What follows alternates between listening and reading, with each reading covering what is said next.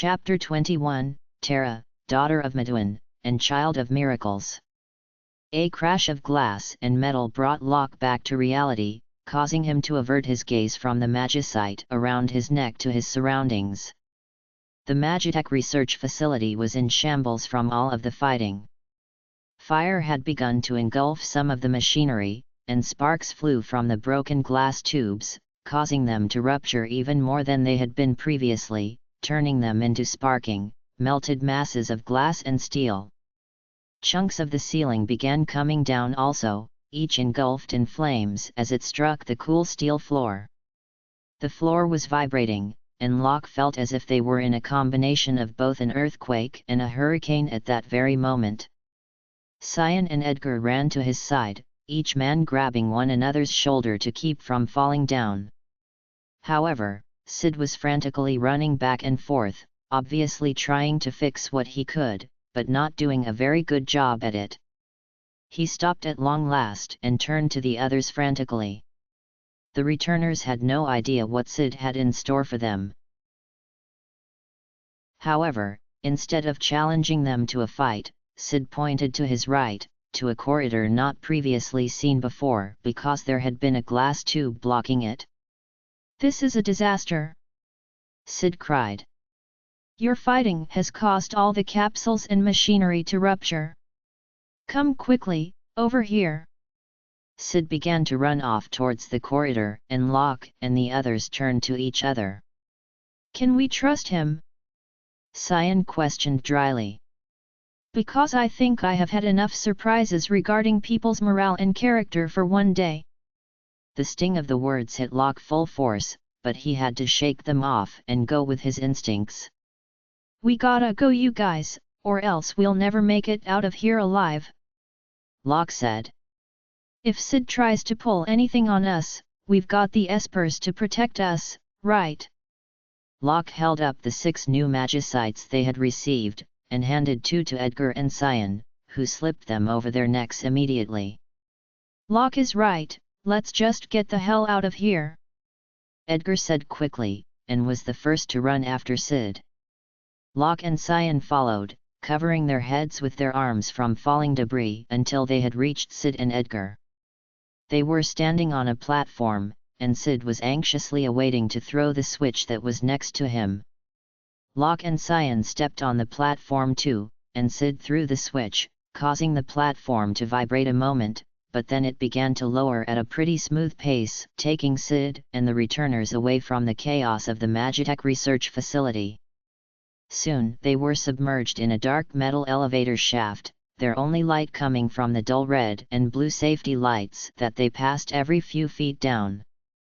Sid let out a sigh of relief and leaned back against a railing, taking a deep breath. "So? It looks as if Kefka were using me. Using the Empire as well," he began, and Locke, Edgar, and Cyan all turned to him, wondering where this was going. "What have I done?" Sid sighed. "The life energy of those espers." He began to ramble to himself, looking down to the ground. "But you've helped me come to a decision. I'm going to talk to the Emperor and have this stupid war stopped." Locke raised his eyebrows, but didn't say anything in reply. Edgar and Cyan both looked at each other, and exchanged looks of disbelief. A few moments later, the platform stopped, and the team stepped out into a dark room, seeing nothing except for a small mining cart and a set of tracks running from underneath it and down a long tunnel that Locke could only see a few feet of before it was completely submerged in darkness. Sid stepped off last and turned to the others, taking off his glasses, which appeared broken in one frame, beginning to rub the lenses with a small handkerchief he pulled out of his pocket. "Celes," Sid began, and Locke felt his heart freeze in his chest. "I've known her since she was a baby. I raised her as if she were my own daughter. But she was forced to become a Magitech Knight, and has done some awful things. If I could talk to her now, I would have to apologize for the way her life has turned out. If you could talk to her now. Locke suddenly cried. Where is she, Sid? Ha ha ha ha ha ha ha. Kefka's maniacal laughter suddenly echoed from above, making everyone jump 10 feet in the air. Sid gasped and shook his head. No! He cried, and pointed to the small cart. It's Kefka! Please, go! Before Locke could realize what was happening, Edgar and Cyan grabbed him and threw him into the cart, pushing themselves off and down the track. They gained speed quickly, and soon it felt as if Locke were flying, which of course, was not good on his stomach. Where are we going? Edgar cried, and Cyan shook his head. Hopefully to an exit of some sort. Ah! Locke moaned and closed his eyes, sinking lower in the cart. This is not good. Edgar played the lookout, being the tallest member of the returners, and kept a hand on his forehead, hoping he could see better that way. The tunnel seemed to go on forever. He could not find any spots of light that would indicate an exit. Edgar, see anything? Cyan asked, and Edgar shook his head. No. It's no good. Looks like we're gonna have to keep riding. Ugh! Locke moaned. I think I'm gonna lose my lunch. They continued on like that for several more minutes, Locke threatening to hurl the entire way, when suddenly, the cart came to a screeching halt, nearly tossing Edgar over, who was on point. He screamed and grabbed the end of the cart to keep himself from barreling over, while Locke and Cyan grabbed hold on his waist and legs. Edgar moaned and flopped backwards on top of Locke, a shudder passing through his body. Are you okay? Locke cried, and Edgar nodded slowly, his eyes shut. Why did we stop? Cyan questioned, and a sudden low growl ripped out in the tunnel, answering his question. The growl came again, this time much louder and closer than previously, and all of a sudden, a huge mass of purple throbbing muscle appeared from the darkness, its footsteps making the ground shake with each step. As it got closer to the group, Edgar and the others could see its glowing yellow eyes and rather grotesque-shaped arms, which resembled a purple muscular version of 024's sword arms, being that they were shaped like slender blades. Locke closed his eyes and parted his lips to speak. I can sense that it has strong magic attributes. I bet it is the one who stopped our cart. We can't possibly fight it in such a small tunnel. Cyan cried. Come on, we're going to have to keep going. With that, he reached out, and using his great strength, pushed the cart off again by pressing against the walls. The creature screamed and began to pound its feet furiously as the team just managed to brush by it, and began its trip down the tunnel once more. Locke turned and looked out the back of the cart, his eyes widening as the creature turned and began to pound after them. However, he was going far too slow, and before Locke knew it, he was out of their sight, far behind in the tunnel. Is he coming? Cyan asked, and Locke shook his head. No, I think we're okay. But Locke was cut off by the sound of what sounded like metal crashing against rock, and the smell of burning rubber hit his nostrils, making him gag and cover his nose. Cyan noticed it too and made a face. What is that foul odor? He moaned, and Locke gasped, pointing behind them. The creature was now coming at them full speed, his feet having mutated into one large rubber black wheel with spikes on the outside to crush any rocks in his way. Edgar, he's coming up behind us, and fast! Cyan cried, and Edgar looked back worriedly. We can't stop and fight. We're going to have to fight while moving. But how? Locke questioned, and Edgar lifted up one of his new magicites. Espers! Edgar exclaimed, and tossed a shard in the air. Bismarck! Please help us! The scenery around the returners suddenly turned a hazy blue, and Edgar could swear that they were underwater. Bubbles began appearing everywhere, tickling the returners' faces as they flew up and popped. When the bubbles began to clear out, a large blue whale began swimming towards them at full speed, opening its mouth and letting out a low melancholy moan as it passed through the returners, as if they were ghosts. The whale rammed right into the creature and disappeared in a burst of bubbles and water spray, causing the background to fade and become the normal tunnel once more. The impact caused the creature to stop for a moment to recollect its wits, buying the returners more time to escape. However, as it was doing so, the claws of the creature began to glow a faint red, and it released a Fira spell, sending it hurling towards the cart. "Carbuncle!" Cyan cried, and a tiny green animal appeared that half resembled a cat and a bunny. It let out a little squeak and the ruby jewel on its forehead began to shimmer, causing a blue barrier to glow around the frames of Locke, Edgar, and Cyan. The animal disappeared just as the flames hit, but because of his protective spell, the flames bounced off the returners and went hurling back to the creature, scorching it badly. "Thanks, Cyan!" Locke exclaimed gratefully, and Cyan did a little bow. "Now I'll finish him off." Shoot! The phantom image of a large, overgrown warthog appeared, running towards the creature and right through the returners as Bismarck the whale had. He had a golden nose ring that glimmered, 2 large blood-stained tusks, and only one eye, which was beginning to glimmer and sparkle as it neared the creature. Shoat let out a victory snarl and blinked its eye at the creature. The creature began to scream as its body slowly became covered in stone, petrifying it from the head down. At last, the stone spell reached its wheel, causing the now stoned creature to topple over to the ground, shattering into hundreds of pieces before fading in pale red light. Shoat disappeared as well, signifying the end of the battle. "Whew!" Edgar exclaimed, and laughed a little. "Thought we were goners there. I think it was another one of those monsters Shiva warned us about." Locke said thoughtfully. "I hope he's the last. At least we brought him peace." Cyan sighed some, and crossed his arms over his chest. "Now if only we could escape from this tunnel." "Ah!" The returners all screamed in unison as they suddenly came into contact with something cold and hard, plowing right through it and emerging into bright sunshine, which caused everyone to groan and close their eyes.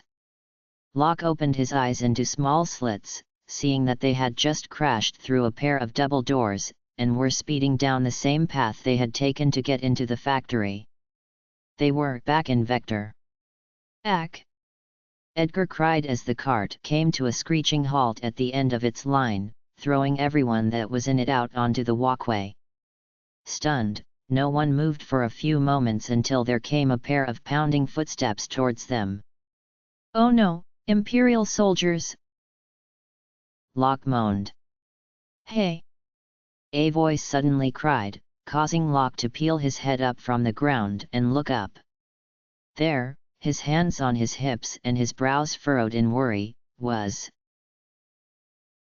Setzer. Edgar suddenly burst out, leaping up from the ground. "What in the God's good grace are you doing here? I was starting to worry." Setzer admitted. He looked about the spilled returners to make sure that no one had gotten seriously injured, and blinked at seeing only 3 people. Cyan got up as well and began to assist Locke. "What's up with Celes?" Setzer questioned, and looked to Locke, who bit his lip and looked away. Cyan looked up from Locke and gave Setzer a look that read "Not now." Setzer nodded and jerked his thumb back to where he had came. "We'll talk about all this later. Let's get the hell out of here, okay?" With that, Setzer began to lead the others back to his airship, which he had parked in front of Vector's gates for quick escape. "Damnit!" A high-pitched voice screeched, and the crashing of many thrown objects could be heard. What a mess! Kefka growled and turned away from the helmet he had thrown against a wall in the northern lookout chamber of the Imperial Palace, and looked out a small window. He could see that airship, the Blackjack, making a hasty exit from Vector. All of a sudden, it came to Kefka that the Blackjack was now associated with the returners, probably carrying a whole load of those bastards as he watched it take off before his very eyes. Still stunned from the incidents in the Magitech research facility, Kefka rubbed his head and tried to think of a quick plan to stop them from going anywhere. Taking care of General Celes had not been good enough. He needed the others, felt a longing in his blood to grab hold of their necks and wring them over and over until they practically begged for death, especially the thieving bastard Locke Cole, whom had been causing trouble for him ever since the start of the returners' counterattacks against the Empire. Kefka had to let out a little laugh, remembering the look on Locke's face in the Magitech research facility when he had announced Celes's true intentions. What a Kodak moment! Kefka giggled, and suddenly shook his head. But how am I going to? He looked about the room and suddenly spotted what he was looking for, an evil smile curling over his lips. Oh yes!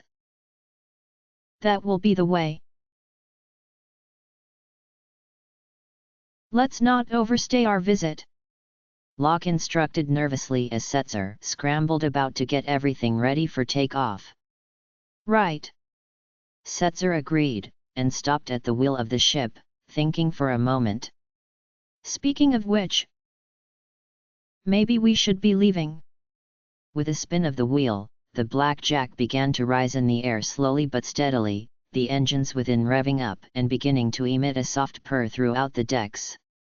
Edgar and Cyan were also on the upper decks, keeping a lookout to make sure no flying Imperial machines were heading their way.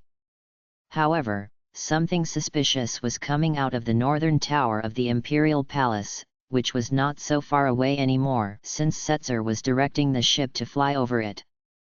As Edgar peered closer, he could see that this suspicious thing was actually a pair of things, but before he could say anything, they suddenly shot up at the ship in blinding speed, crashing into the sides and clinging so that the ship couldn't go anywhere. Setzer gasped as the wheel froze, and whirled around. What is happening? He cried, but right then, the tops of the metal things slit open and out shot a pair of clamping cranes, which flew up and over the deck, clenching onto the ends of the ship with their claws tightly. Ever so slowly, the returners could feel themselves being pulled down from the air. They've got us hooked and ready to reel in, Locke cried, and Cyan pulled out his sword. It looks like we'll have to destroy them ourselves, he said, and Edgar nodded, pulling out a new tool, a chainsaw.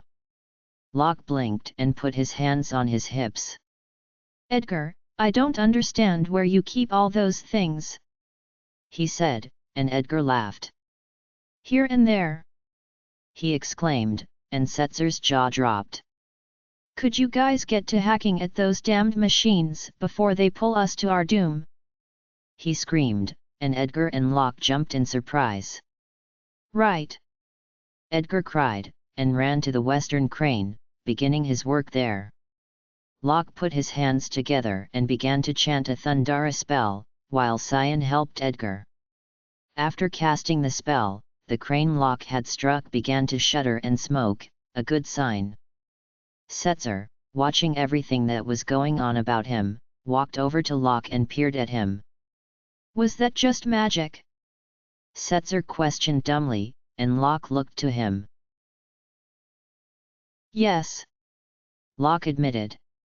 But you don't look so surprised. I knew there was something weird about you, kid, at least I finally figured it out, Setzer exclaimed, and Locke smiled a little. Setzer suddenly reached down in his pocket, and pulled out a deck of cards. Locke blinked as he began to shuffle them. Setzer, I'm not exactly in the mood for a game, Locke began, and Setzer laughed, cutting the deck and taking a few cards off the top of it, putting the rest in his pockets.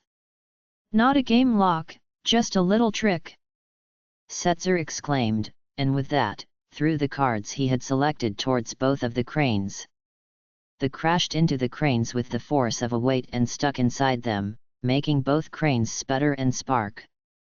Locke's jaw dropped as Setzer smiled smugly. Cards are my life, Setzer exclaimed. It's only natural that I should use them as my weapon too, Locke laughed and shook his head, turning to cast another Thundara spell. With Setzer's aid, the battle against the cranes did not take long, which was a relief to all who had just crawled out of a battle with the creature in the railway tunnel. He managed to disable any counter-attacks they might have had with his cards, and the returners made short work of them with spells and attacks. When the last crane exploded in a fiery mess and fell away from the ship, Setzer took the wheel again and began flying upwards, higher and higher, until Vector was no longer in sight, and all one could see was clouds. Meanwhile, down below, back in the Imperial Palace, Kefka was throwing another hissy fit. Damnit, damnit, damnit. I'll get you yet, you slimy, menacing, disgusting, vile, little sons of submariners.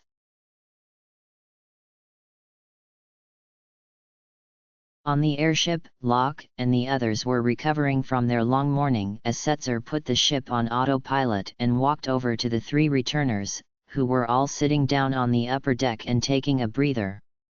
Setzer slowly sat down beside Locke and looked over at him. What's on your mind? Setzer asked, and Locke looked to him tiredly.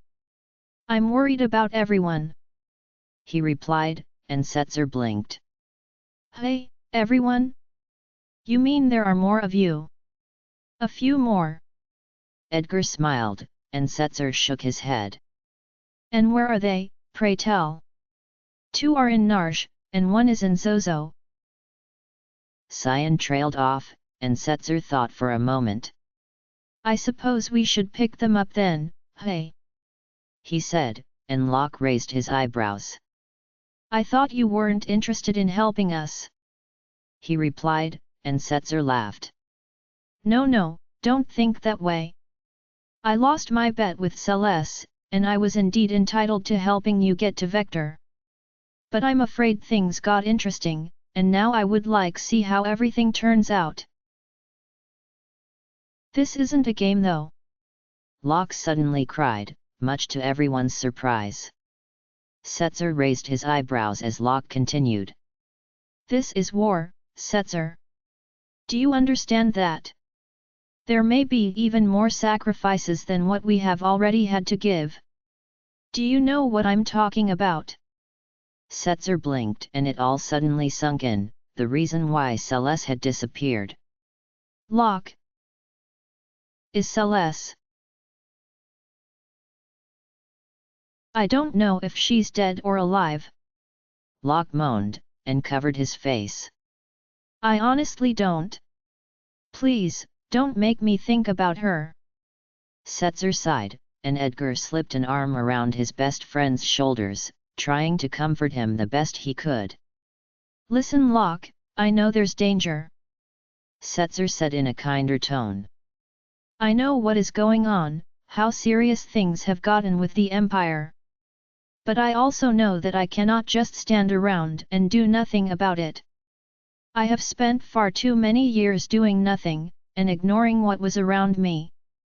Call it a defense mechanism, if you will. Locke looked up, blinking the small tears that had appeared in his eyes away. Setzer peered at him with his soft blue-violet eyes, and smiled a little. But I do know what sacrifice is. Even know what it feels like. And yet, I am still wanting to help you. Come on, can you really tell me you don't need more help? Besides, I've got the world's only airship. The Blackjack can take you much farther than anything you can imagine. You can reach the ends of heaven with my ship. Locke smiled some and stuck out his hand, which Setzer took and shook vigorously. Welcome to the returners, Setzer Gabuny. On the way to pick up the others in Narsh, Locke, Edgar, and Cyan explained everything to Setzer that had happened to the three of them in the past week, including Locke's running away from Narsh with Chere, Figaro Castle's grand escape from Kefka's troops, Edgar's adventures down Leet River trying to defend Bannon, Locke escaping with Celes from South Figaro, and Cyan meeting up with Sabin and Gao, only to lead to the big battle with Kefka in the snowfields in Narsh, where they talked to the Esper and Chere disappeared. Setzer mostly listened and didn't say much, which Locke figured was because everything seemed too unbelievable to believe. But after the returners were done telling their story, and they had parked the blackjack outside of Narsh's gates, Setzer finally cleared his throat and said something as they were climbing off the ship to get Sabin and Gao. I can't believe you guys have been doing all of this. And in my past week, I've been flying around and sipping drinks and gambling, thinking that my biggest problem was about whether or not I'd be able to have my meeting with Maria. Heh. I'm going to take that as a compliment to our work, Edgar said jokingly, and Setzer laughed a little. You may do just that. Setzer smiled, and gestured for the others to follow him below deck so that they could exit the airship. Back at Arvis's house, Sabin and Gao were shocked to see Locke, Edgar, Cyan, and Setzer. By the time they had arrived in Narsh it was the early afternoon, and the two returners were both just rousing from their deep sleeps when Arvis had come in to announce the visitors. Locke, Edgar, Cyan, and Setzer were seated in the parlor when Gao and Sabin came running in to see them. Big brother! Sabin exclaimed happily. Welcome back! Sabin looked around and suddenly, his big smile melted into a slight frown. Hey! Where are Chere and Cyan? Gao suddenly exclaimed, and took a flying leap on top of the poor knight, knocking him to the floor and nearly knocking him unconscious as well. Setzer blinked in surprise and Locke nervously inched away from the attacking Gao. Edgar stood up and walked over to Sabin, his expression somber and nearly identical to his brother's. Sabin looked him up and down and put his hands on his hips. Edgar? What happened? Sabin asked quietly. Where are Chere and Celes? And who is that silver-haired guy? We haven't gotten Chere back quite yet. Edgar replied. Although that is why we came here in Narsh. We figured it would be best for Chere if all the returners were together when she woke up. We think we may have the key to her revival. That's great. Sabin smiled a little more. So is Celes waiting with Chere back in Zozo? Edgar shifted his weight on his other foot nervously and crossed his arms over his chest. He was beginning to feel the guilt. He knew Locke must have been drowned in back from the Magitech research facility, and he didn't know how to explain to his brother what had happened. They would later have to explain it to Chere as well. Celes isn't here anymore, Edgar finally said, but before Sabin could open his mouth to ask any questions, Edgar went on. There was an incident. I'm not sure if Gao would understand or not, but when Chere wakes up she'll want to know where she is too, I am sure. When we're all together again, I'll explain, okay? Sabin blinked and sighed. All right Edgar, I suppose that is best. I knew you would understand. But by the way, that man over there is Setzer Gabyani, the only man in the world who has possession of an airship. It's what we used to get over here so quickly. An airship? Sabin gasped in surprise. I didn't know such things really existed. Well, they do. Edgar smiled. Come on Sabin, I'll show it to you. Setzer. Let's go to Zozo now. Setzer stood up and gave a salute, laughing. All right, I'll meet you guys outside, he exclaimed, and waved as he walked out the door. Arvis came in the parlor right then with a tray of tea, which he could immediately tell he had made for no reason from the bustle of everyone getting ready to leave. Are you going? Arvis questioned, setting the tray down. We're going to get Chere. Gao suddenly burst out, jumping up and down on the couch. Chere, Chere, Chere! Oh! How wonderful! Arvis exclaimed. But please, after you find Chere, please come back here. The elder is worried about her too, you know, as am I.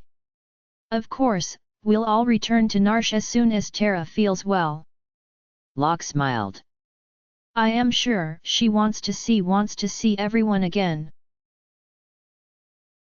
On the way to Zozo, everyone's spirits had risen considerably, and all of the new introductions between Setzer and the other returners showed promise of new friendships right away. Gao seemed to be especially thrilled over everything that was happening around him, and disappeared as soon as he could manage to explore the massive blackjack on his own. Setzer taught Sabin how to fly the ship, and Locke, Edgar, and Cyan gazed out over the decks, Locke pointing out some places he had once explored for treasure and telling them the stories behind the expeditions. At last, the blackjack reached Zozo, the skies over it still darkened and threatening rain at any moment. However, that was not enough to bring anyone down as Setzer carefully landed over the building that Chere was in, and put the airship in auto-suspension. I'm going to lower a rope, and we'll be able to climb to the balcony that leads to where this Chere girl is at. Setzer grinned. Clever, eh? After Gao had been found, wandering the engine room of the ship, the team climbed down the rope Setzer had lowered, and crowded on the balcony where they had previously challenged Dodaluma. Edgar was the last to climb down, and as soon as he had landed safely on the balcony, Locke reached out to open the door, the magicite-shaped lock on it suddenly shattering underneath his fingertips. Locke blinked and opened the door, and everyone calmly filed inside the long hall that led to Cere's bed. Locke was the first to see her, and smiled in relief to see that she was still safely there and looked at peace. Everyone gathered around the bed, but Setzer himself looked especially surprised at the pale figure resting upon it. He had maybe thought this Chere girl was human, but... We're all here. Edgar trailed off. But I don't understand what we're to do next. Right then, a piece of magicite began to glow that was around his neck, and slowly raised up and over his head, floating over to Chere. The magicite! Locke cried, and it began to glitter and turn the room a soft blue color, causing Chere to moan softly and slowly sit up as she reached up and rubbed at her forehead with her white hand. She slowly opened her red eyes and looked up at the magicite floating above her, reaching up to touch it. As soon as her fingertips brushed the magicite, the light in it died and it fell to the bed in her lap with a small thump. Chere blinked and picked up the magicite, holding it between her fingers as she parted her lips. Father!